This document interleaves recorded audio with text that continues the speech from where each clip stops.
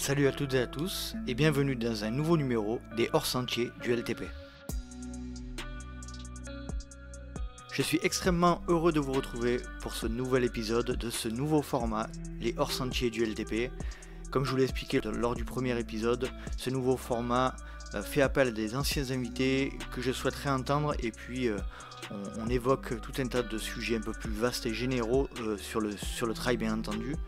Et aujourd'hui j'ai décidé de faire appel à Cécile Bertin que certains d'entre vous et beaucoup d'entre vous avaient apprécié lors de sa venue dans un épisode précédent.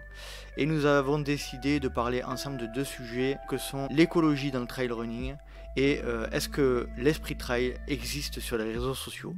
Donc vous allez voir, lors de cet échange, nous allons débattre ou aborder nos idées, nos réflexions, même si elles peuvent ne pas plaire à tout le monde, et bien au moins ça aura le mérite d'ouvrir la discussion. Et donc n'hésitez pas à faire vos retours par mail ou par les différents moyens de communication. Je profite de cette introduction pour remercier Rémi Bess qui nous a rejoint sur le groupe des Patreons.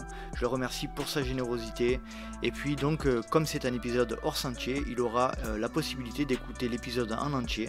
Vous aurez droit, les Patreons, à 5-10 minutes de plus par rapport à l'épisode qui sera diffusé en public. Donc pour ceux qui souhaitent nous rejoindre sur cette merveilleuse communauté de trailers passionnés, n'hésitez pas à vous rendre sur Patreon, Patreon/Let's Trail le podcast. Allez, je vous laisse profiter de ma conversation avec Madame Cécile Bertin. Salut Cécile, je te remercie de nous rejoindre une nouvelle fois sur le LTP. Salut Nico, ça va ? Ah ben ça va, mais comme je te disais en off, je suis très content de te recevoir de nouveau parce que figure-toi que ton épisode c'est un qui me revient le plus systématiquement aux oreilles de la part de tout le monde. Il a fait rire tout le monde, il a fait pleurer tout le monde, il a marqué tout le monde. Donc je suis très content de te recevoir à nouveau. Bah écoute, avec plaisir, je suis bon public, il paraît. Non, surtout que j'ai plein d'histoires à raconter, donc forcément... Ah, c'était vraiment, je te dis pas parce que tu es là, hein, mais vraiment c'est Non, systématiquement quand on parle d'un épisode à ressortir, on parle quasiment que du tien.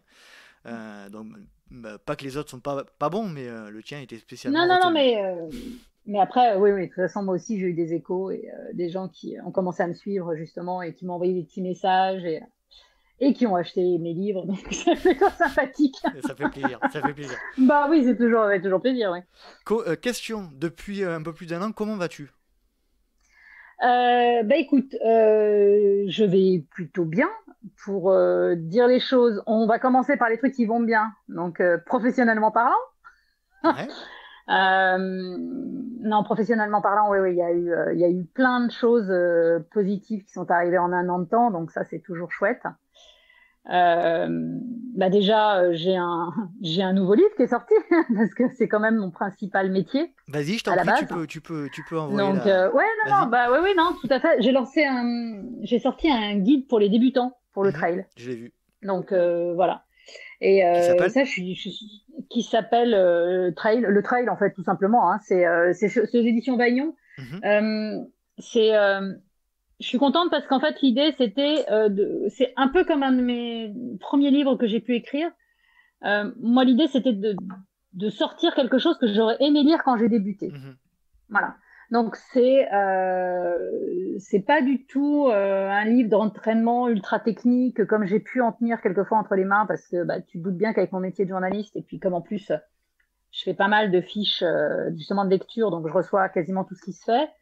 Moi l'idée c'était voilà quand moi j'ai débuté en gros bah marathon du Mont Blanc où je savais pas où je foutais les pieds ça c'est le moins qu'on puisse dire donc j'aurais peut-être aimé tomber, voilà, avoir lu ce livre-là avant, ça m'aurait évité quelques erreurs, voire beaucoup d'erreurs. Voilà, donc c'était ça l'idée. C'est le pitch de ce livre. Donc je suis plutôt contente du résultat.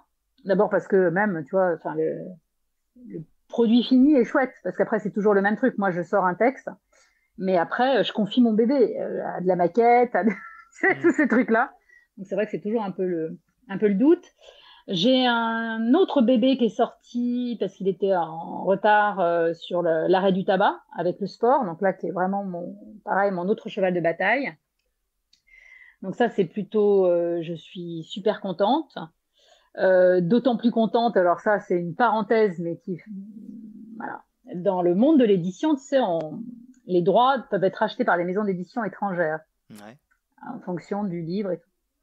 Et donc le mien, celui-là a été racheté. Je ne sais pas si je peux le dire, tant pis, je vais peut-être me fâcher avec la maison d'édition, mais c'est pas grave. L'épisode sera diffusé dans un moment, hein. T'as le temps. Hein. Non, mais voilà, ouais, non, mais bon, il a été racheté par le Qatar, donc par une maison d'édition au Qatar. Il va être traduit en arabe. Et ça, je me régale. L'idée, si tu veux, d'avoir, puis je vais recevoir des exemplaires, donc c'est pareil, ça met beaucoup de temps entre l'édition, la publication et tout. Mais l'idée d'avoir un de mes bébés qui soit traduit dans une langue que je suis absolument incapable de lire en plus, je trouve ça génial. Donc voilà. Et donc voilà, tu vois, dans les trucs positifs. Et au demeurant, ça c'est la dernière nouveauté, elle est de là. Je suis super contente aussi parce que, tu vois, moi je fais donc un livre, c'est un produit figé. Que je peux pas faire évoluer. Je le sors, il est tel quel et je pourrais plus le faire évoluer. Ce qui peut avoir un côté frustrant, quelquefois pour un auteur. Donc moi, je cherchais quelque chose pour pouvoir le rendre plus vivant et j'ai contacté l'application Runmotion qui fait des plans d'entraînement et tout. On salue Guillaume et Romain, Adam. Voilà, tous les deux que j'avais rencontrés. Il se trouve que je les avais rencontrés sur un salon à Lyon et j'avais vraiment accroché. Je les avais trouvés très intéressants et puis je trouve que de toute façon l'application me plaisait beaucoup. C'est pas parce que je suis pas utilisatrice. De toute façon, je suivrai un plan, mes enfants. On publiera un autre livre, mais non, mais c'est que je l'ai testé et tout à titre perso pour justement pouvoir en parler. Et je trouve que vraiment c'est une des meilleures qui existe aujourd'hui sur le marché. Donc je leur ai proposé de s'associer et voilà, c'est sorti depuis vendredi dernier, tu vois. Donc c'est tout nouveau, tout chaud, c'est depuis ce week-end. C'est un plan d'entraînement Runmotion. On arrête la cigarette avec la course à pied, avec un plan sur mesure pour les débutants, tout en ayant les conseils, les miens, enfin tout. On fait du croisé en fait. Tu fais un mix entre leur expérience et la tienne. Voilà, entre leur expérience et la mienne. Donc je suis absolument ravie parce que c'est vraiment quelque chose qui. Voilà, je mets la touche finale à un travail que je fais depuis pas mal d'années puisque ça remonte à avant le running.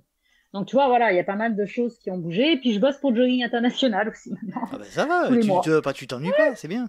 Je ne m'ennuie pas. Non, moi je fais partie de ceux pour qui le confinement a été source de beaucoup de boulot, d'opportunités. Je suis en train de terminer un bouquin. Alors je fais, alors on a plus le droit de dire nègre, et donc on dit ghostwriter. Comme ça, c'est voilà. Tu écris pour les autres, en gros. J'écris pour les autres. En fait, j'écris pas pour les autres, mais j'écris avec les autres.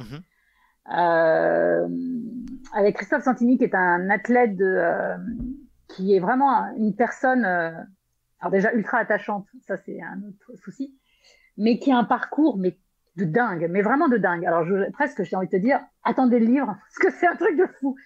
Et sur le thème de la résilience. Comment rebondir après des accidents de la vie, que ce soit physique ou pas et tout. Et c'est un exemple vraiment incroyable. La vie de Christophe est complètement dingue. Je te coupe, avec lui. Cécile, mais il me semble que Christophe a été reçu dans un podcast. J'ai un trou de mémoire. Bref, tapez Christophe Santini sur vos applications de podcast. Il a été reçu à plusieurs reprises ou à une seule reprise dans un podcast et j'avais écouté cet épisode. Il était génial. Effectivement, Christophe. Non mais voilà, Christophe, c'est un vrai. En fait, le hasard, c'est que il est. Je sais pas si.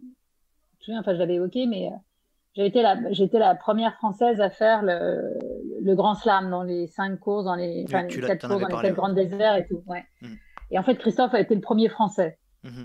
Mais après moi, donc, puisque en fait, ça c'est le paradoxe de la situation, c'est que dans la tête des gens, quand quelqu'un dit j'ai été le premier français, personne n'envisage qu'il y ait pu y avoir une première française avant. C'est dommage. C'est un peu dommage, mais c'est une réalité. Ouais. Et c'est comme ça qu'on s'est rencontré avec Christophe, puisque du coup, on a fait les mêmes courses, quoi. Et on s'est croisés, et on a sympathisé, et voilà. Et le projet est né. Et donc c'est un livre sur ses expériences ou vos expériences.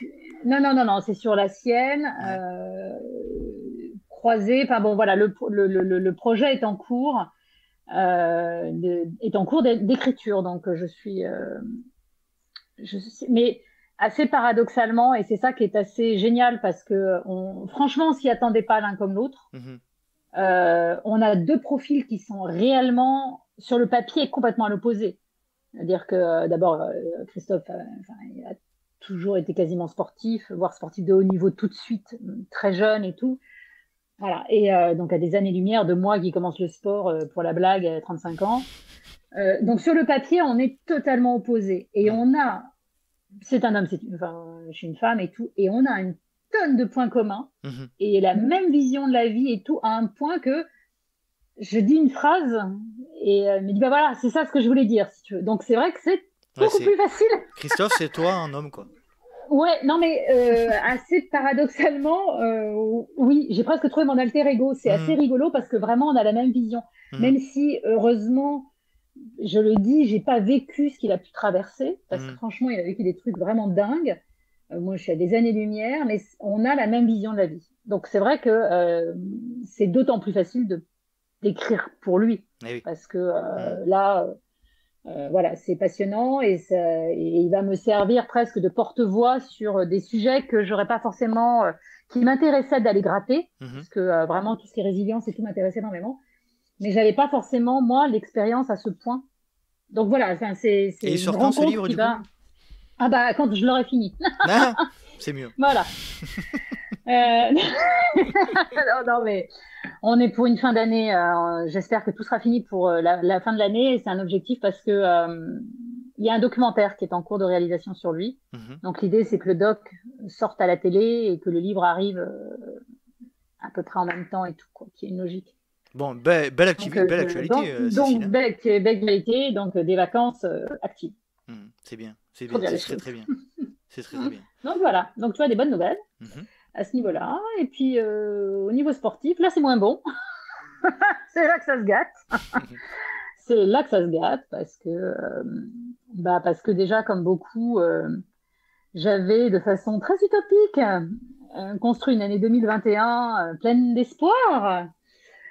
L'automne dernier. Tu étais quelqu'un d'optimiste. Là j'étais. Ah bah oui, non, là vraiment trop, là, pour le coup. Je sais pas ce qui m'a pris. Il y a un moment de. Je sais pas. Parce que c'est le fait d'avoir tout d'un coup, tu sais, on nous a sortis de la maison, bouffée d'air, trop d'oxygène, oxygénation du cerveau trop importante, je sais pas, mais c'est parti en vrac. J'étais sorti un programme de dingue pour 2021, qui évidemment s'est pété la gueule mois après mois, parce que on s'est pris toutes les annulations de cours du printemps, voire même dès février. Donc voilà. Donc tout le programme d'entraînement que j'avais prévu pour l'objectif de l'année que je m'étais fixé, qui était la Swiss Peaks 360, tout est tombé à l'eau. Oui, tant qu'on y était. Mais je te dis, vraiment l'oxygénation du cerveau trop forte. Hein. Et donc déjà, tout est tombé à l'eau déjà parce que les courses que j'avais programmées n'ont pas pu avoir lieu. Donc tout le programme de préparation est un peu tombé en cacahuète. Et puis même la prépa tout court parce qu'on a été confinés, parce que moi je suis une bonne élève, tout comme l'année dernière, j'ai pas changé. Donc on me dit de pas plus de 10 km, je vais pas à plus de 10 km. Seulement moi le dénivelé maximum autour de chez moi c'est 250 mètres des plus. Donc et encore, t'as de la chance. Va me préparer. Et encore j'ai de la chance. Et encore 250, je suis très très généreuse. Donc voilà, toute la prépa est tombée à l'eau et j'en suis à un stade de réflexion sur une possible annulation ou enfin un report sur l'année prochaine. Voilà. Donc clairement, à se poser la question de savoir ce que je fais parce que c'est un monstre et que je respecte ce monstre et que j'ai pas envie d'aller me planter pour plus aller me planter. Aujourd'hui, tu te sens pas à même de pouvoir. Là pour l'instant, vraiment, tout va dépendre de comment se passe l'été. Donc le premier test, ça va être Très-Verdier-Saint-Bernard le week-end, enfin là d'ailleurs. Nous sommes fin juin. On est fin juin, voilà. Je vois si ça passe très bien. J'insiste sur le fait de. Très bien. Ça passe très bien. Parce que Finisher ne me suffit pas. Mais ça, j'en serais ravie, évidemment. C'est Mais quel format le Trail Verbier? C'est Merlin? là, je fais le 80, là, Hmm. sur celui-là. Enfin, c'est un peu moins de 80. C'est la traversée. Voilà, donc je vois comment ça se passe. Et en fonction de comment ça se passe, les décisions se prendront. Mi-juillet, j'arrêterai une décision. C'est quand la Suspix déjà, rappelle-moi? C'est c'est à cheval entre la dernière semaine d'août et début septembre, en Oui, fait, c'est fin au août, moins début l'UTMB. septembre. Oui, bah exactement. Mhm. C'est-à-dire que je rate l'UTMB, pour Mhm. dire les choses. Je fais coucou à l'UTMB parce que c'est sur ma route, Chamonix, pour aller en Suisse. Mais voilà, je fais coucou, mais je Tu t'y arrêtes continuerai pas. ma route vers la Suisse. Voilà, Mhm. normalement, oui.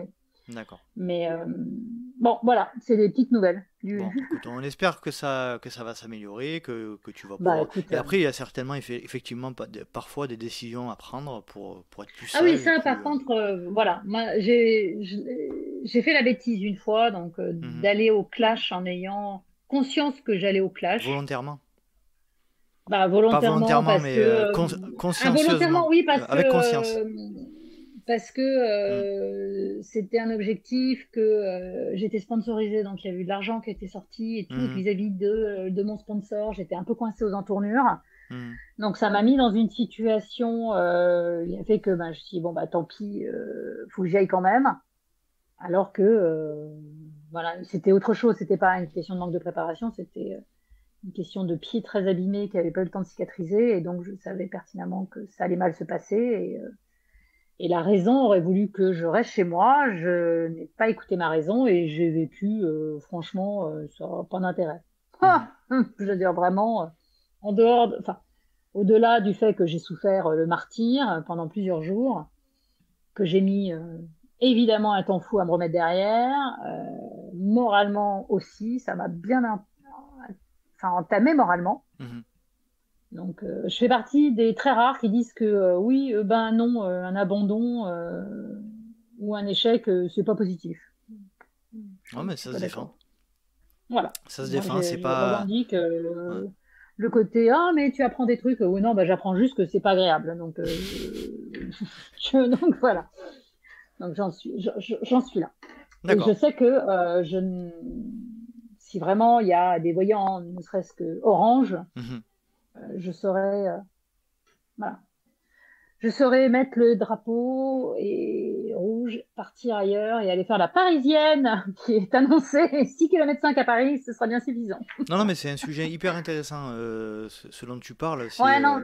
comment arriver à un moment donné à se dire là on n'est pas sur le bon chemin ou sur la bonne route, ou au contraire, est-ce qu'on doit aller se confronter un peu plus loin à ces difficultés pour aller au-delà.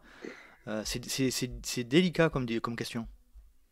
Ah, moi, c'est vrai. Bon, c'est mon avis perso, hein, c'est ce que je dis, hein, c'est la façon dont moi je ressens les choses. Mhm. Mais je trouve que bah, c'est presque, tu vois, par rapport au sujet, par rapport à Christophe et tout, je trouve que déjà la vie nous impose quelquefois tellement de trucs Mhm. pénibles, machin et tout, que sans rajouter volontairement, je ne comprends pas. Voilà. Je comprends pas ce raisonnement. Même si, évidemment, je veux dire, une course comme la Swiss-Pix, puis enfin, c'est valable pour tout ultra et tout, on sait très bien qu'on va avoir des moments difficiles. C'est une évidence. À un Mhm. moment, je suis quand même consciente du truc. Je veux dire, même la traversée, je sais très bien que la grimpette de la chaux dans les derniers kilomètres va être un enfer, mais sur Terre, et que je vais me maudire d'être revenu là encore une nouvelle fois. Donc voilà, ça on le sait si tu veux. Mhm. Il y a une partie ça fait partie du jeu. Voilà. Tu le sais que tu vas avoir de la souffrance, tu sais qu'il y aura des moments difficiles et tout. Maintenant, c'est toujours une question de balance. Si je me retrouve à 70% de souffrance pour 30% de plaisir, ou même pas de plaisir, mais juste de trucs supportables, pour l'intérêt. Ouais. Donc, je préfère. Tu prendras la bonne C'est vrai. décision, j'en suis sûr. Bah écoute, j'en sais rien, mais en tous les cas, Mhm. je vais attendre. Voilà. Mais D'accord. j'hésiterai pas à la prendre aujourd'hui. C'est Mhm. la seule différence. Doit être la maturité de la cinquantaine. Bon, en tout qui cas, tu as une belle arrive. actualité Je suis pas sûre. pro Ouais. pour le sport. Même si t'arrives pas, enfin, si, même si ce Oui, non, non, projet-là mais tombe à l'eau, il y a plus grave aussi dans la vie, enfin, j'imagine. Euh, oui, bah, on est bien d'accord. voilà. Et Surtout en ce moment. on te souhaite surtout la santé et puis tout le meilleur pour. Oui, oui, non, mais voilà, non, non, mais tout Hmm. à fait. Non, non, c'est pour ça, on va pas non plus. Venons-en aux faits, Cécile. Tu sais que Ouais, l'épisode hors sentier du LTP, donc tu es le numéro 2, je souhaite reprendre contact avec des précédents invités. Et aussi parler un petit peu de sujets généraux, un peu philosophiques ou un peu plus vastes. Et avec toi, on l'a décidé ensemble d'aborder deux sujets un peu différents, mais qui se rassemblent un peu malgré tout. C'est dans un premier temps l'écologie dans le trail. Ta vision oui, de l'écologie, tu disais tout à l'heure en off que tu avais sorti un livre sur ce sujet-là, donc c'est un oui, sujet qui te concerne ouais. et qui te parle. Et puis dans un deuxième temps, on parlera un petit peu, est-ce que l'esprit de trail est présent sur les réseaux sociaux? Donc si tu veux bien, on va commencer avec le sujet numéro un qui est le trail et l'écologie. Euh, Toi, c'est quoi pour toi l'écologie dans ta vie de manière générale et dans un deuxième temps par rapport au trail? Alors, l'écologie est une douce utopie pour moi, parce que tu as la théorie, qui est forcément formidable, et puis tu as la pratique, qui est quand même, faut être réaliste 2 secondes. Alors, même si moi, le sujet m'a intéressé, j'en ai sorti donc un livre qui était en fait pas vraiment que c'était pas sur l'écologie, c'était, enfin, si, indirectement, mais c'est la Bible du running au naturel. Donc l'idée, c'était de donner, pareil, tu sais, un maximum de pistes pour essayer de faire son possible pour, en gros, limiter la catastrophe. Parce que je considère que de toute façon, la pratique du trail, encore plus si tu le fais en compétition, c'est pas écolo, point barre. Arrêtons 2 minutes, je veux dire. Et ça, c'est quelque chose qui aujourd'hui, c'est pas que ça m'énerve, mais à part si tu cours à poil, Mhm. pieds nus dans la montagne, et à condition qu'évidemment la montagne t'habite dessus, parce que ou alors tu y Ou ailles alors en tu vas en vélo, et vélo. encore, ton vélo il n'est pas construit en France, hein, la trois quarts du temps les pièces elles viennent de Chine, donc Mhm. hein, déjà temps mort. Donc voilà, le problème il est là, il y a un moment où il faut qu'on soit réaliste. Mhm. Donc on peut limiter la casse, mais on a de la casse, c'est ce que je veux dire, si tu veux. Voilà. Donc je fais pas partie du tout de ceux qui sont des grands donneurs de leçons. Mhm. C'est juste que je donne des informations. Là, j'ai vraiment joué le rôle, en tous les cas dans cette réflexion-là, de journaliste, entre guillemets. C'est-à-dire je donne un maximum d'informations. Moi, à titre perso, je ne me permets pas de donner de leçons qui que ce soit, étant donné que déjà j'ai une empreinte carbone de merde, pour dire les choses, parce que j'ai fait le tour du monde pour courir. Donc c'est une réalité. Ça fait partie de mon job aujourd'hui. Mhm. Une très grosse partie de mon travail, depuis des années, ça a été d'aller tester et découvrir des courses à l'étranger. Je me suis mise sur ce créneau il y a plus de 10 ans. Euh, voilà, donc évidemment, aujourd'hui, ce serait très facile pour moi, comme certains se le permettent, de dire oui, alors maintenant, je ne prends plus qu'un vol long courrier par an ou voire même tous les 2 ans, machin. C'est tellement facile pour moi de le dire. J'ai fait le tour du monde. Mhm. Je veux dire, bon, bah, si demain matin tout s'arrête pour moi, ça va. Je suis pas frustrée. J'ai même vu Tahiti, donc je peux mourir, comme Mhm. dirait, voilà. Tu vois, à un moment, j'ai eu une chance de folle et j'en ai absolument conscience. Euh, bon, mais je peux pas aller me permettre de donner des leçons à des jeunes qui arrivent et qui ont pour rêve d'un jour aller courir en Patagonie, un jour aller courir en Madère, ne serait-ce qu'à Madère, ou tu vois, enfin, en restant dans des destinations où, par la force des choses, c'est quand même difficile d'y aller à la rame. Donc, oui, évidemment, tu peux très bien être heureux en courant dans ton département et en y allant en vélo au départ. C'est super, évidemment, aucun Mhm. problème avec ça. Mais c'est vrai que tout est fait pour nous donner envie. Alors, je te parle même pas du dernier sujet polémique de UTMB, Ultra World Tour, machin truc, Ironman fusion intersidérale, là. Mais justement, tu vois, je suis allée courir à Oman et j'ai adoré. Mhm. Donc, je vais pas aller dire que c'est pas bien. J'ai kiffé cette course. J'ai abandonné, j'ai pas réussi à la finir. Tellement elle est dure, mais qu'est-ce que c'est beau.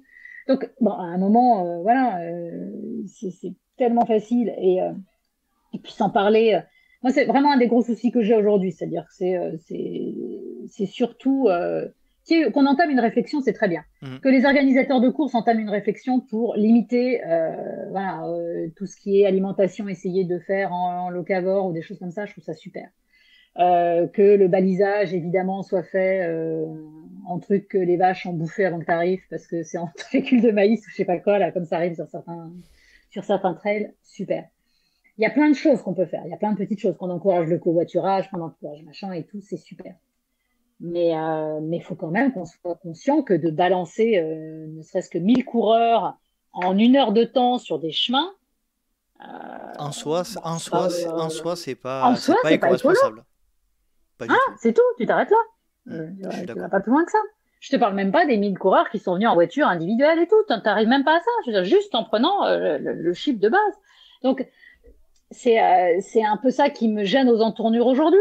Se Bon, servir de cet argument-là comme... bah après, c'est maintenant, tu vrai as que c'est un peu l'argument. gênant. C'est un peu gênant. Je vais faire juste une aparté rapide, tu vois, sur tout ce qui est aujourd'hui la mode du Made in France, machin, qui en fait, faut surtout pas gratter parce que Mhm. on a l'impression de se donner bonne conscience. Mais de toute façon, quand tu grattes, les matières premières sont toujours pas françaises par la force des choses. Il y a plus d'usines qui les fabriquent. Hein, point barre. À un moment, il faut qu'on soit lucide. On a perdu plein d'usines, de genre de choses. Donc, il faut qu'on remette tout ça en place.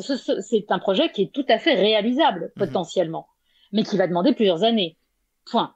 Qui va demander des augmentations de tarifs de dingue. Est-ce qu'on est réellement prêt à payer nos pompes 250 € au bas mot? Mhm. Est-ce qu'on est réel, tu vois, ce genre de choses. Est-ce qu'on est réellement prêt à payer notre t-shirt 80 €? Même moi, tu vois, ça me gonfle. Je suis pas sûre de le faire. Mhm. Donc oui, alors on te dit après, oui, mais dans ce cas-là, en gros, il faut plus avoir qu'une tenue. Putain, je fais 4 entraînements par semaine, ça veut dire que je lave ma tenue 4 fois par semaine.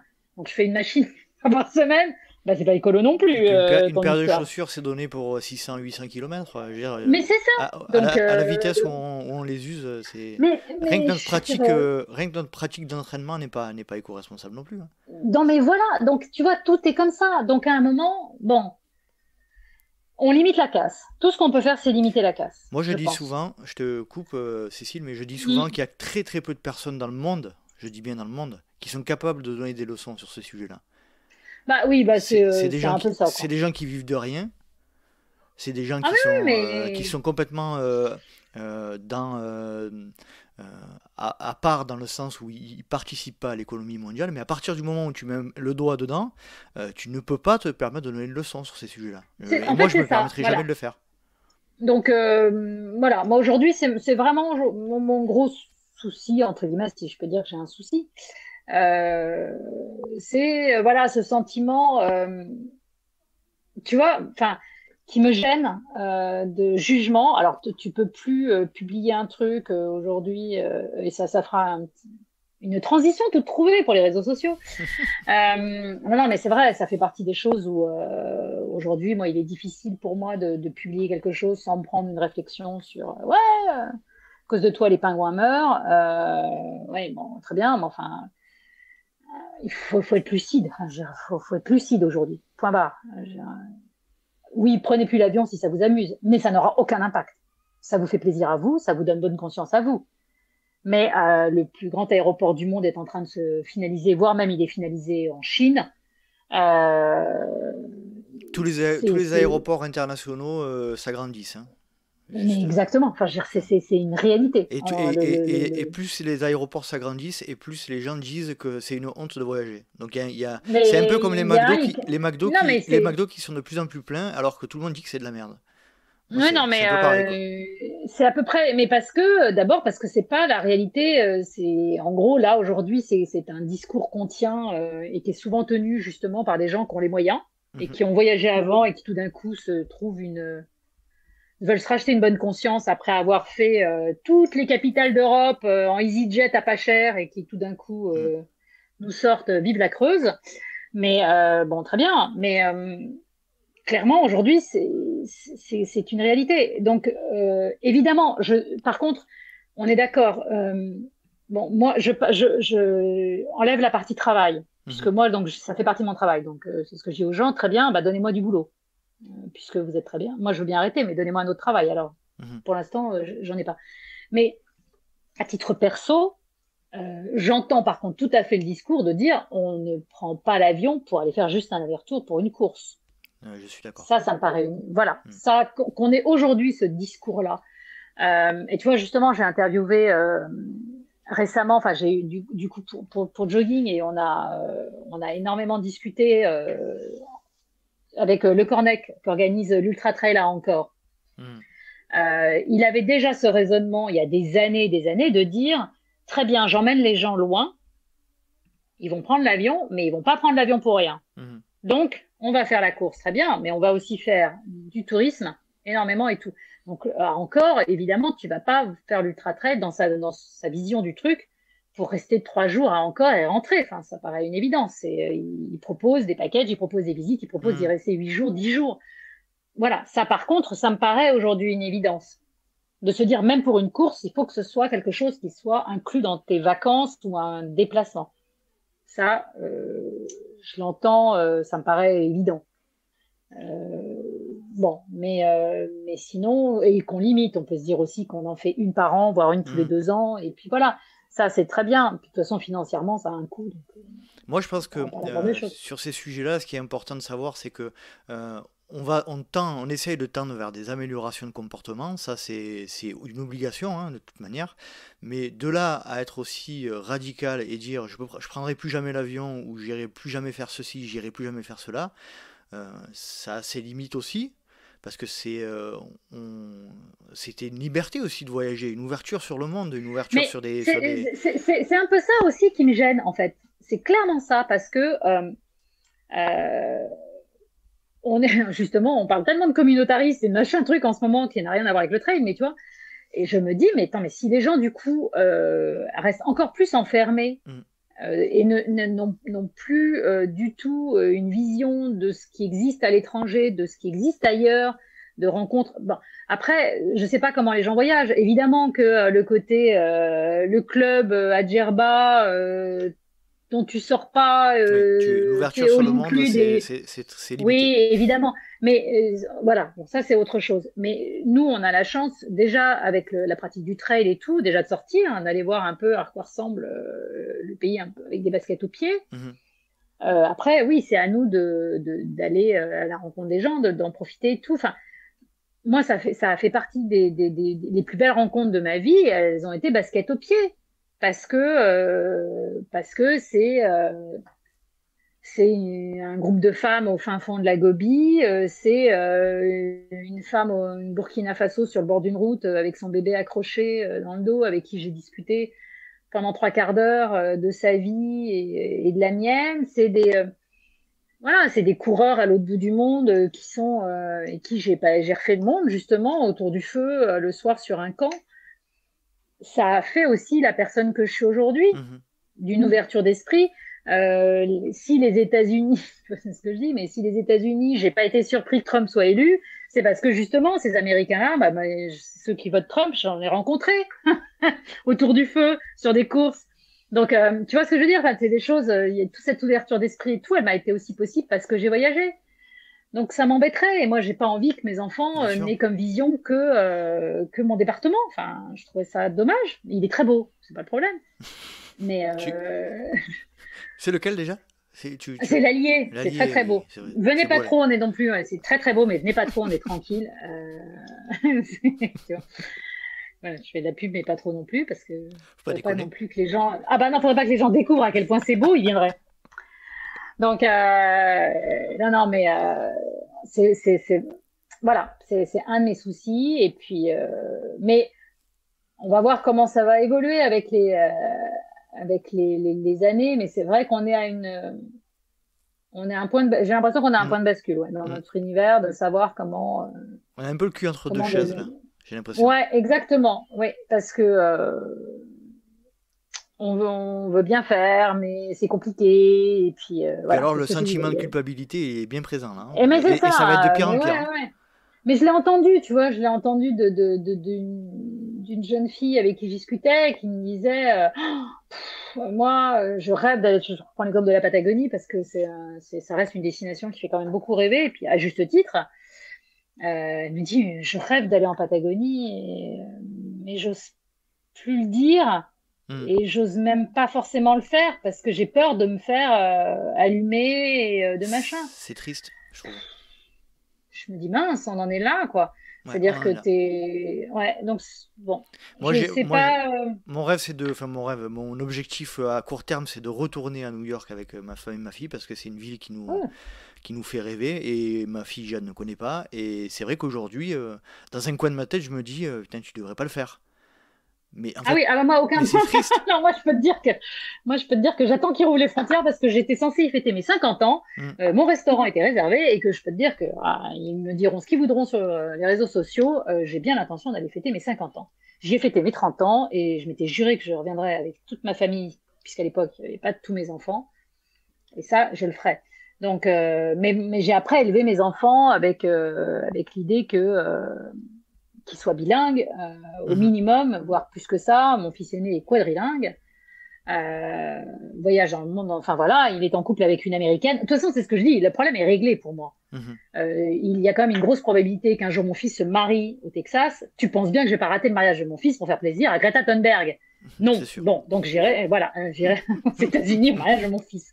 Ça suffit maintenant. Non mais tu vois, il y a un moment, c'est ça. Aujourd'hui, notre Oui. monde, On il est est- comme ça. Mm. J'ai un fils on est de plus en plus à avoir des familles éclatées, Mm. à avoir des gens qui sont des expats et des machins. C'est comme ça, c'est le cours du monde. Donc, il faut qu'on le fasse. Après, il faut que les compagnies aériennes fassent tout pour limiter la casse. Il faut que, Mm. évidemment, il faut absolument qu'on diminue la pollution. La question se pose pas. De toute Mais manière, pour élargir encore un peu plus le débat, mais si ça continue à aller dans ce sens-là, les compagnies aériennes trouveront des solutions, et ça commence à être le ah, cas, pour mais moins c'est polluer. exactement. Elles le font déjà. Donc, après, tu vois, c'est ce que je lisais justement un truc. Une des raisons principales de la pollution aussi en avion, c'est les bagages. Mhm. C'est la quantité de bagages qu'on trimballe. Et c'est vrai que c'est quelque chose qui a. J'ai eu un échange sur LinkedIn, voilà, avec donc quelqu'un que je ne connais, c'est absolument pas, mais c'était une réflexion par rapport à un article, et c'est vrai que ça, c'est quelque chose que je ne mesurais pas. C'est-à-dire que je ne mesurais pas que forcément, mais ça paraît évident, C'est évident. que le poids de nos bagages Mhm. font qu'il y a plus de consommation. C'est comme quand ta bagnole tire une caravane, elle consomme plus. Voilà, c'est vrai que Mhm. ça paraît tellement évident que j'aurais dû y penser. Donc moi qui voyage toujours avec ma petite valise cabine, même si je pars 10 jours, parce que j'ai qu'une trouille, c'est que ma valise soit perdue de toute façon. Mhm. Donc je veille au maximum à jamais mettre quelque chose en soute. J'allège. Mais c'est vrai que c'est une réalité. Donc moi qui voyage pas mal, je vois les caddies de bagages, c'est vrai qu'ils ont augmenté avec les années. Les gens partent avec, mais c'est leur maison, parce que Mhm. déjà, ça devrait faire partie des choses. C'est-à-dire que les bagages, tu as le droit à ta valise cabine, enfin une valise, point, et Oui, qu'au-delà, ça soit tellement tu cher. diminues le seuil de tolérance, ou Voilà, tu augmentes le taille, t'as pas le droit à plus de temps Ouais, et c'est... de bagages, point barre. Mm. Et puis, si Mm. tu vas embarquer 14 valises, et ben tu payes un bateau avec ton conteneur et puis ça fera réfléchir les gens. Mhm. Donc il y a peut-être pas mal de choses aussi à faire. Mais voilà, donc nos chaussures continueront pour l'instant à venir de Chine, du Vietnam Mm. et tout ça parce que et si elles ne viennent pas de Chine ou du Vietnam, la matière première vient de Chine ou du Vietnam. Donc Mm. elles continuent à prendre le bateau. Pour en revenir un petit... Déjà, donc voilà quoi. Mm. Pour en revenir un petit peu au trail, comment tu vois s'organiser un petit peu les futurs gros événements, le monde général du trail par rapport à cet aspect-là? On voit qu'il y a de plus en plus de communication sur ce sujet-là, euh, avec l'étiquette éco-responsable, etc. Mais bon, comme on Oui, disait, d'essence de base, c'est oui, oui, antinomique. oui, mais Et comment tu vois ça s'organiser plus tard? de toute façon, bon, il y a deux choses. Je trouve que alors je vais défendre l'UTMB 2 secondes. Tu peux. Je peux. Non, non. C'est-à-dire que l'idée à la base de dire on propose aux gens, puisque le monde du trail, faut qu'on arrête de réfléchir et de penser franco-français surtout. Mhm.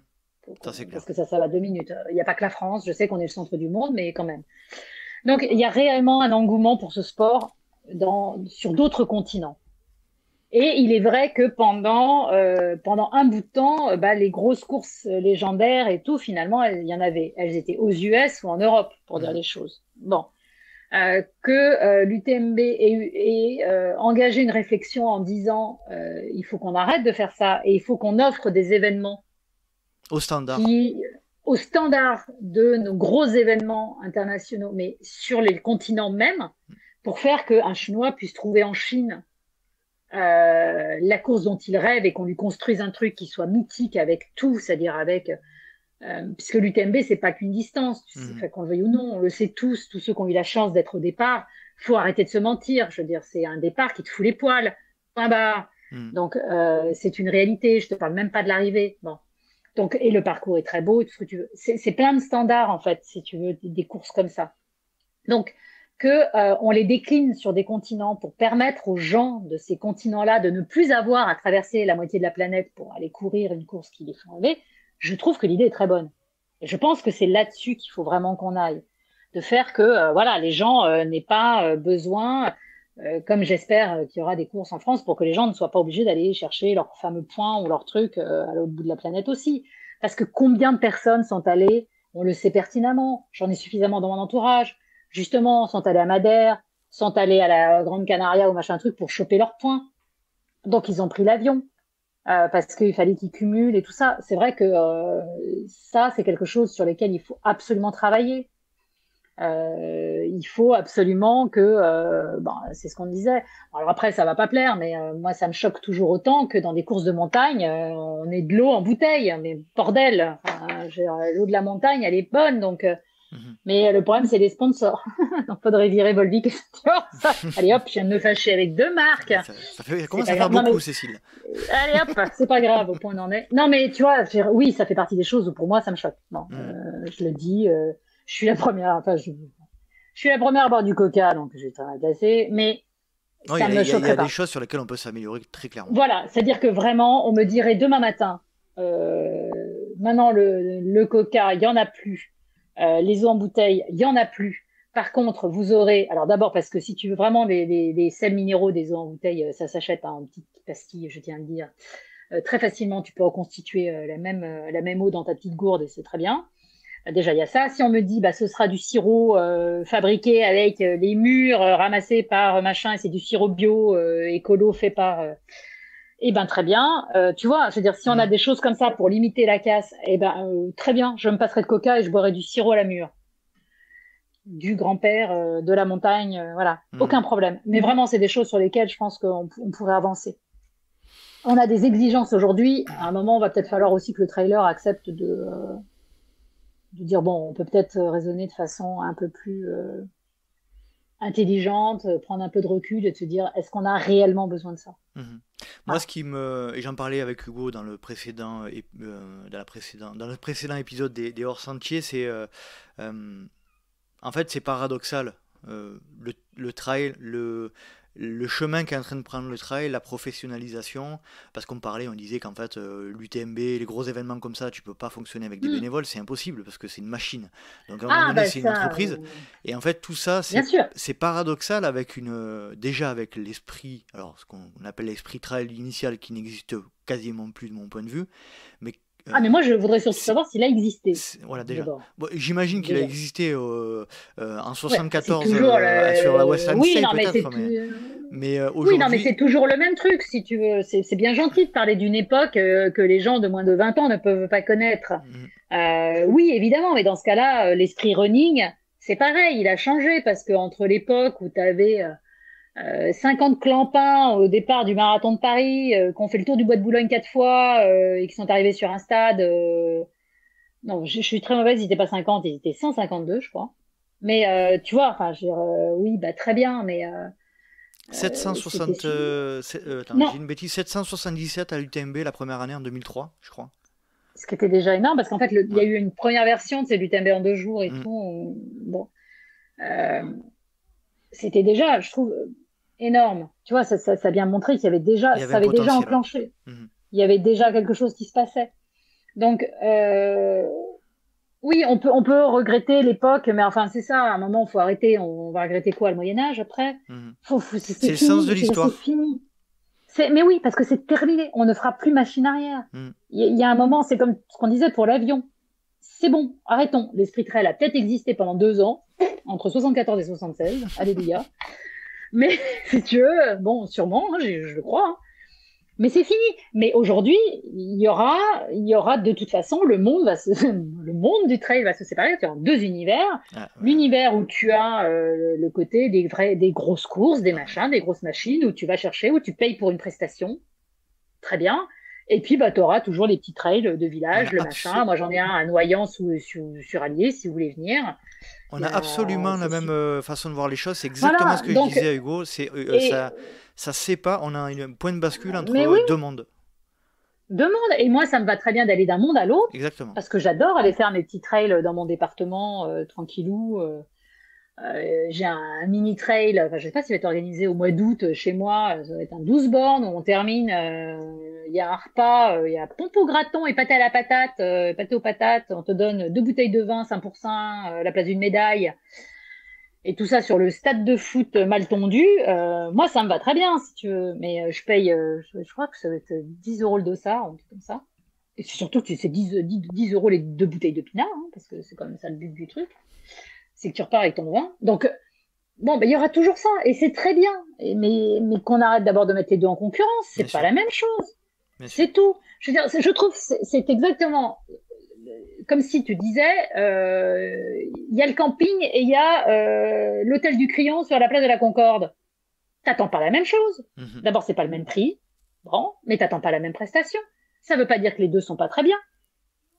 C'est deux choses qui sont différentes.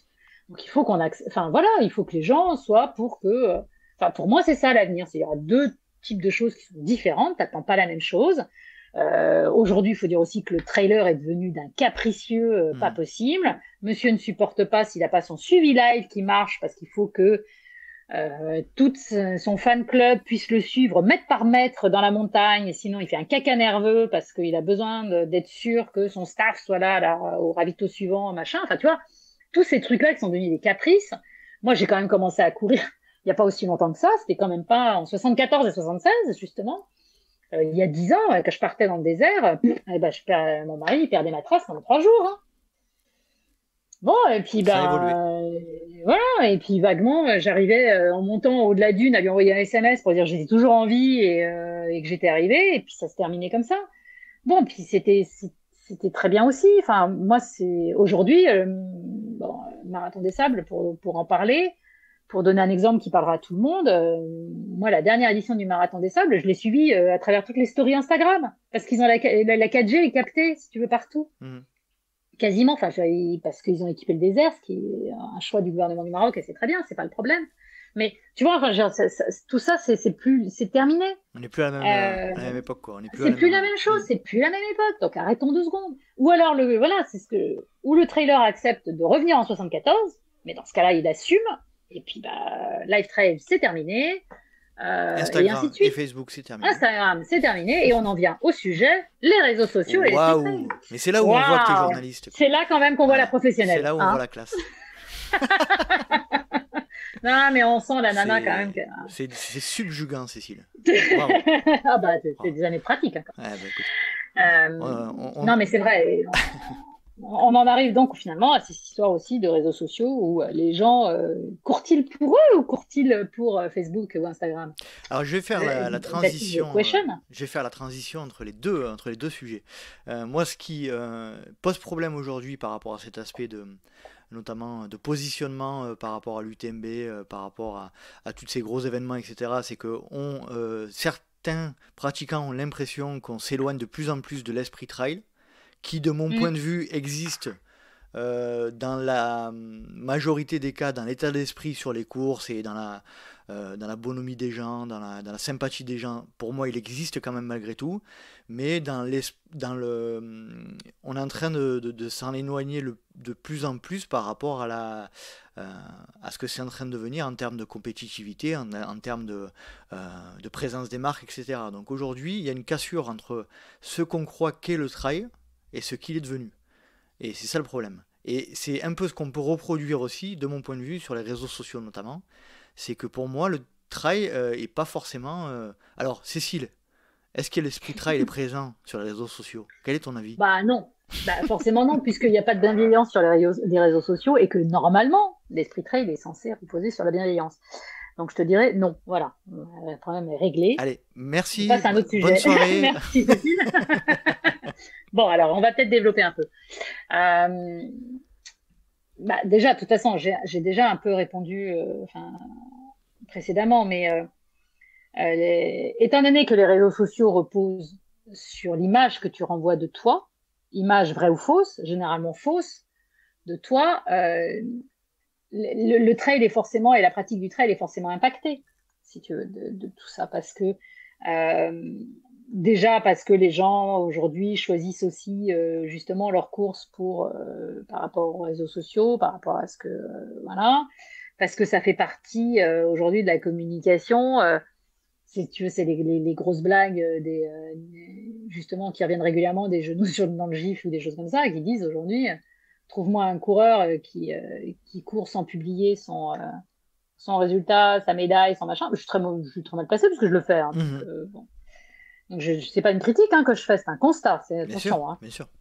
On le sait pertinemment qu'on est beaucoup plus dans le paraître. Donc de toute façon, ce qui fait le jeu des courses qui ont aussi beaucoup joué sur le paraître, sur la course qu'il faut faire.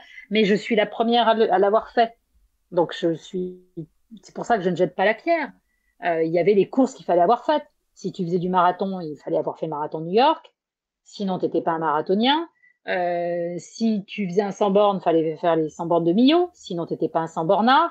Et si tu fais du ultra-trail, il faut avoir fait du TMB. Sinon, tu n'es pas un ultra-trailer. On le sait. Et donc, si tu faut cocher ces cases par rapport aux réseaux sociaux. Alors, aussi. Pour en revenir plus précisément sur les réseaux sociaux, alors j'y suis quand même assez régulièrement sur les réseaux sociaux, notamment Facebook et Instagram. Et c'est vrai que je te vois souvent apparaître dans les commentaires, notamment de Facebook, etc. Sur Bref, sur tout un tas de différents groupes liés au trail. Comment tu sens, toi, la communauté trail sur ces réseaux sociaux-là? Et encore, très honnêtement, j'y suis très, très, très peu. C'est-à-dire, je pourrais l'être beaucoup plus. Voilà. Mais je limite. Donc, en gros, c'est Bref, Trail en Trail, parce que c'est un groupe de filles que je trouve plutôt sympa. On salue Isabelle Fabre. On salue Isabelle. Mais j'y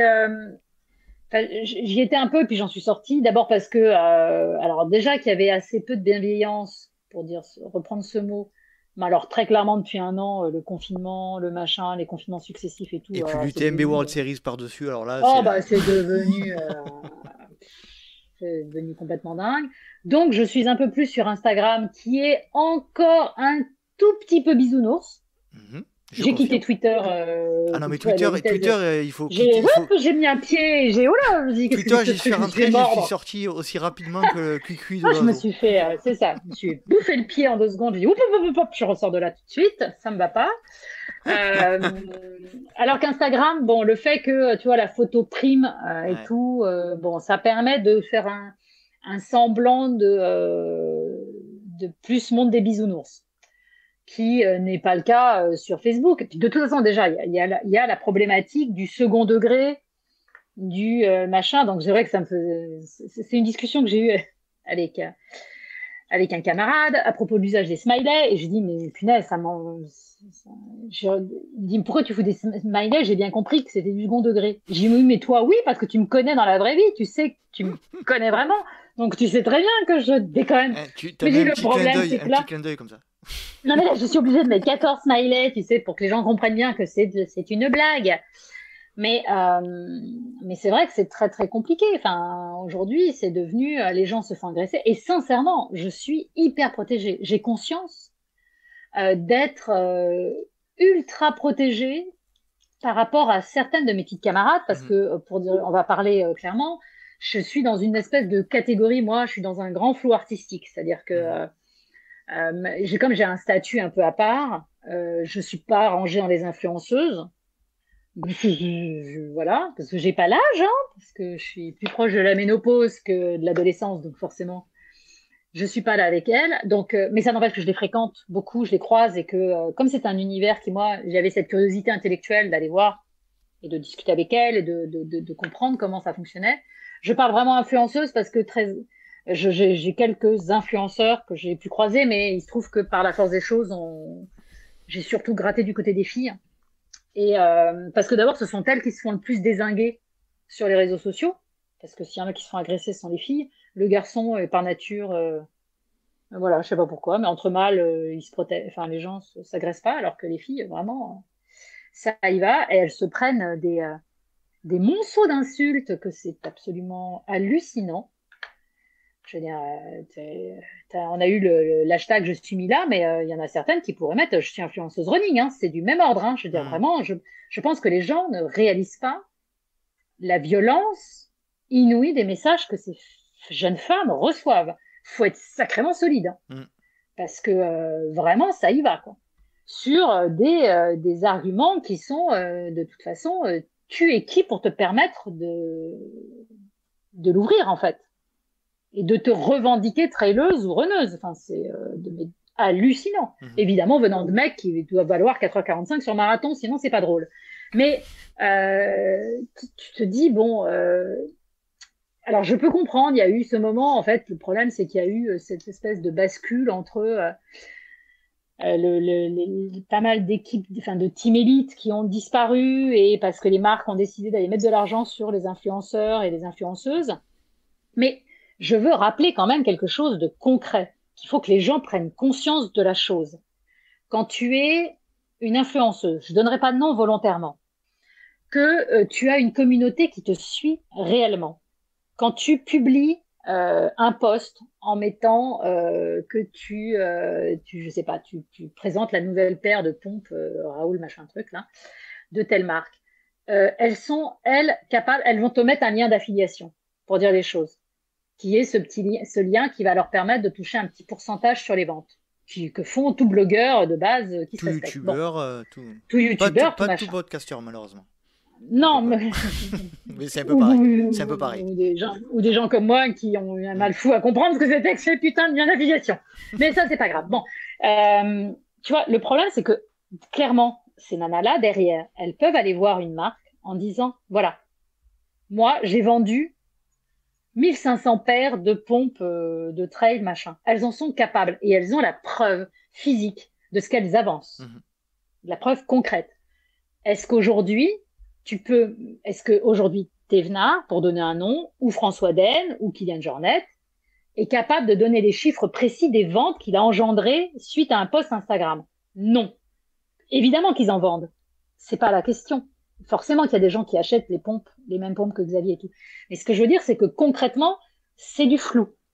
C'est-à-dire que Salomon ne sera pas capable de dire de façon précise que la paire de chaussures a été achetée parce que le mec ou la nana l'a vu au pied de Kylian, ou parce qu'il y a eu la campagne de pub dans un magazine, ou parce qu'il y a eu le test publié dans le trail, le dernier, je sais pas quoi, trail endurance, le big test shoes, ou parce que, tu vois ce que je veux dire? Il peut y avoir eu plusieurs éléments qui vont finir par aboutir à l'achat. Et ça, c'est un flou. Il y a évidemment qu'ils ont un impact, on est bien d'accord, mais il est flou. L'influenceuse, il n'est pas flou. Donc, c'est normal que les marques soient allées sur ce marché-là. À un moment, ça va. Ils font pas de l'humanitaire, ils font de la vente. Donc, évidemment, quand on est allé, ces personnes-là, on est allé vers elles parce qu'elles font un vrai job, parce qu'il y en a certaines qui font un vrai boulot de communication et de création de contenu de qualité. Donc, faut arrêter aussi pas toutes, mais il y en a beaucoup qui font un vrai travail franchement, qui est chouette, qui est intéressant, voilà. Donc, je pense que le tri, tu vois, se fait forcément. Avec les années au début, les marques ont un peu inondé, ont cherché, et puis au fur et à mesure, ça s'est affiné. Et aujourd'hui, celles qui restent sont des nanas qui plaît ou qui plaît pas, c'est pas le problème. Il y a aucune obligation de les follower, hein, c'est l'avantage, hein, quand même. Ça t'embête, tu regardes pas, point barre. C'est un peu ça le fond du sujet, Cécile, aussi, c'est que c'est un peu ce qu'on disait tout à l'heure, c'est le sens de l'histoire, tout ça. Mais bien sûr. On a l'impression de ramer à contresens. Enfin, ces gens-là, j'ai l'impression qu'ils rament à contresens dans un combat qui est peine perdue, parce que de toute manière, on sait très bien que d'ici 3, 4, 5 ans maximum, non seulement les influenceuses vont vendre euh, des objets, mais en plus, elles vont vendre Ouais, directement depuis leur compte mais, Instagram d'ici 3 4 ans. Donc ça va mais, être mais, encore bien pire. Et mais donc, ça va être bien pire, mais c'est on en déjà est qu'au bien, début. bien, mais bien sûr, mais c'est déjà bien entamé et tout. Enfin, c'est une évidence, donc il faut aller dans le truc. Après, ce qui est intéressant, je trouve, euh, je vais donner un exemple très concret puisque c'est ce week-end, en donnant une marque, comme ça, je ne vais pas me fâcher parce que c'est plutôt positif. Mais justement, Brooks, euh, qui avait donc vient de relancer une team trail. Voilà. La Donc Happy, finalement, la la Happy marque, Brooks Team ou je sais pas quoi, non, c'est pas ça? oui, alors tu avais la Happy Run pour Happy lui, Run. Hmm. la Happy Run, c'était avec des influenceurs et tout ça. Là, ils viennent de relancer, elle était sur le Lavaredo aux Mhm. Dolomites, là. C'était ce week-end. Donc, c'est une enfin, c'est une équipe qui va être au niveau international, hein, parce qu'au fur et à mesure, là, c'était Europe du Sud, et puis tu as apparemment plusieurs pays qui vont se greffer au fur et à mesure. Donc, ce que je veux dire, c'est qu'il y a quand même des marques qui, du coup, reviennent sur cette notion de team élite. Mhm. Ça revient. C'est-à-dire des marques qui avaient ou quitté ou qui n'avaient pas enclenché le côté team elite sont en train de finalement se dire que ça peut quand même être intéressant à leur communication de rajouter ça en plus. Ce qui est plutôt bon signe, je trouve, et plutôt intéressant aussi. Que finalement, tu vois, on ne sait pas qu'on en est revenu, mais quand même. Comme on est en train, alors je ne sais pas si ça arrivera, mais c'est dans les discussions que j'ai avec voilà, des personnes haut placées qui s'autorisent à penser. Non, mais tu vois, non, mais des gens de la communication et tout. Pas du tout forcément dans le milieu du running, hein, on est d'accord. Hein. Je discute avec des gens qui sont vraiment d'autres univers. Euh, la notion de blog, les blogueurs qui avaient totalement disparu pour être remplacés par les influenceurs, je pense que c'est une des raisons peut-être, puisque moi j'ai vu un frémissement où clairement on revient beaucoup vers moi qui suis toujours restée blogueuse et toujours Mhm. restée avec un site. Voilà, tu as aussi des marques qui sont en train de se dire, bon, c'est bien gentil la story, d'investir dans une story qui reste en ligne 24 heures, mais elle ne reste en ligne que 24 heures, Mhm. alors que le blog, il reste en ligne. Et Et le puis, contenu, un an après. Donc, tu vois, j'ai par exemple des marques aujourd'hui qui m'ont recontacté. Ça m'a fait vachement bizarre. Mais des marques, des sociétés qui m'ont recontacté parce que ils ont fait un point sur les parutions 2020. Et par exemple, au niveau du référencement sur Google, mon article mhm. blog Mhm. est clairement dans les 5 premiers, tu vois, des trucs où on parle de. Donc, tu vois, ça, c'est une force les marques vont peut-être revenir. Clairement, il paraît qu'il y a une amorce et il n'est pas exclu qu'on revienne finalement, les blogueurs redeviennent à la mode. Blogueur, ça veut dire qu'il va falloir écrire. Donc, ça va limiter. Je pense Et que les il y a personnes disent ça. Donc, c'est intéressant. ces deux phénomènes de ce dont tu parles là, on s'éloigne un petit peu des réseaux sociaux, mais pas tant que ça, puisque Oui, l'influence a de mauvaise presse aujourd'hui, de manière générale. ouais, En ce qui concerne le marketing digital, puisque moi je m'intéresse beaucoup à ces sujets-là, oui. pour divers sujets, notamment pour le podcast, en fait, euh, le blog est, est un énorme moyen de référencement Google, c'est ce dont tu parlais, Oui, par rapport à quand un blog est visité de manière très prononcée, ça a tendance à faire ressortir très fortement non, mais les mots-clés c'est pour dans ça. les recherches Google notamment. Et c'est un axe très fort de commercialisation Donc, de...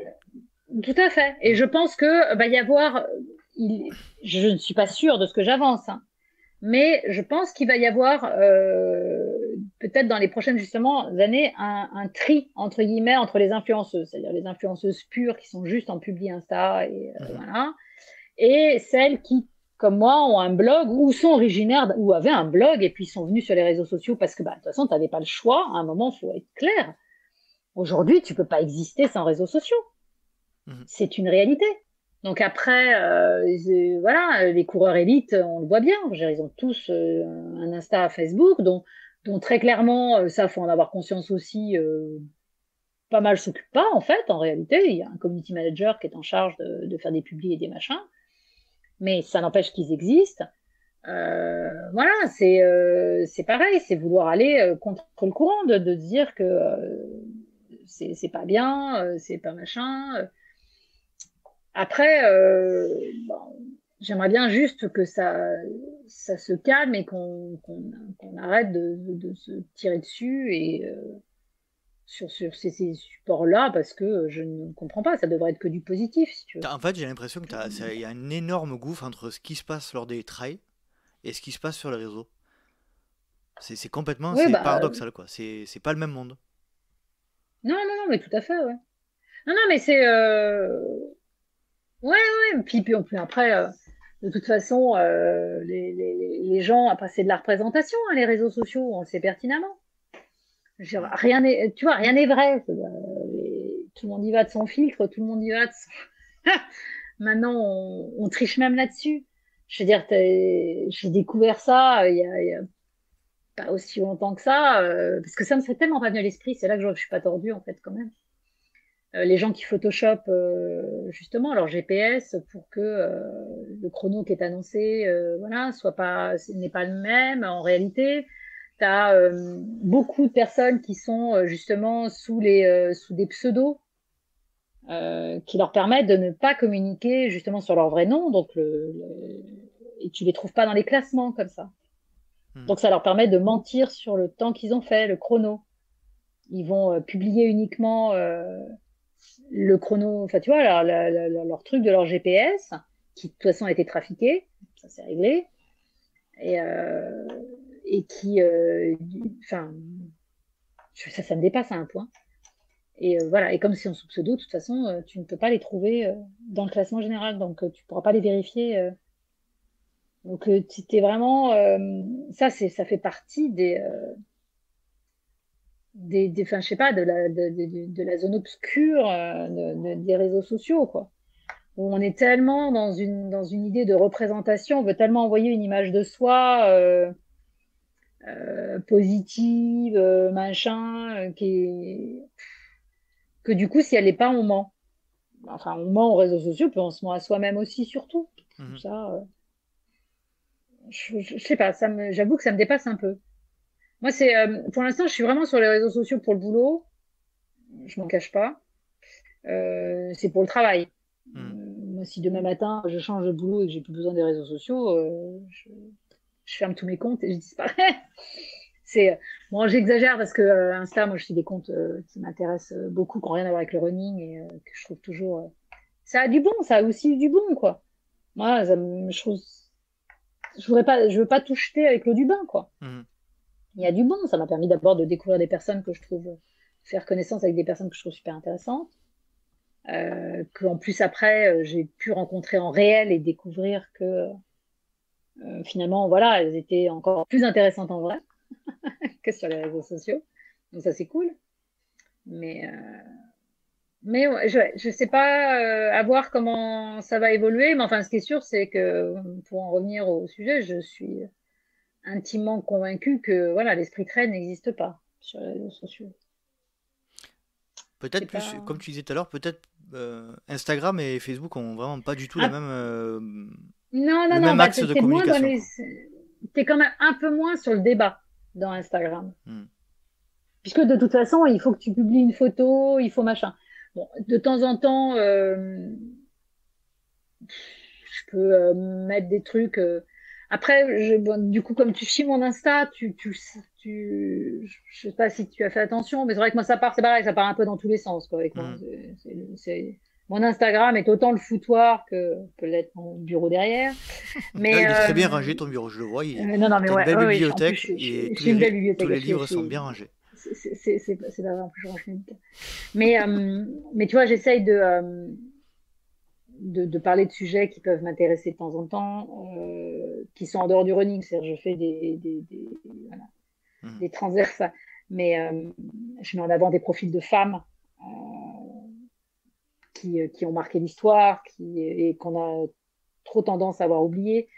Voilà, des choses comme ça où moi j'essaye je suis pas axée uniquement sur le running, je fais pas de selfie et je publie des paysages où je suis pas dessus. Donc, autant dire que j'ai absolument rien compris au fonctionnement d'Instagram. Bah oui, mais alors, Cécile, c'est pas comme ça que ça marche. Mais ah non, ça je te confirme. Mais non, mais tu vois, je veux dire quand tu t'entends ce genre de discours, hein, même tu tombes de l'armoire, quoi. Quand t'as quelqu'un qui te dit mais ouais non mais tu comprends. Non, j'ai entendu ça une fois et elle était d'une honnêteté incroyable et elle avait et ça m'a fait presque peur. Voilà, c'était une influenceuse qui a une très belle communauté et qui m'a dit justement ce qui est chouette, c'est que maintenant j'ai une très grosse communauté et je peux me permettre de publier des paysages sans me mettre devant, sans perdre trop de followers et garder le nombre de likes, tu vois, machin. Et là, tu te dis, mais bordel, on en est là. C'est-à-dire que c'est pas un côté spontané, c'est pas un côté machin, c'est tout était calculé pour un nombre de likes. Et c'est une réalité. Tu vois, en gros, je dis non, enfin c'est pas vrai, t'exagères. Enfin tu vois, on t'entend ça et tu dis non mais attends, ça va pas, tu folie.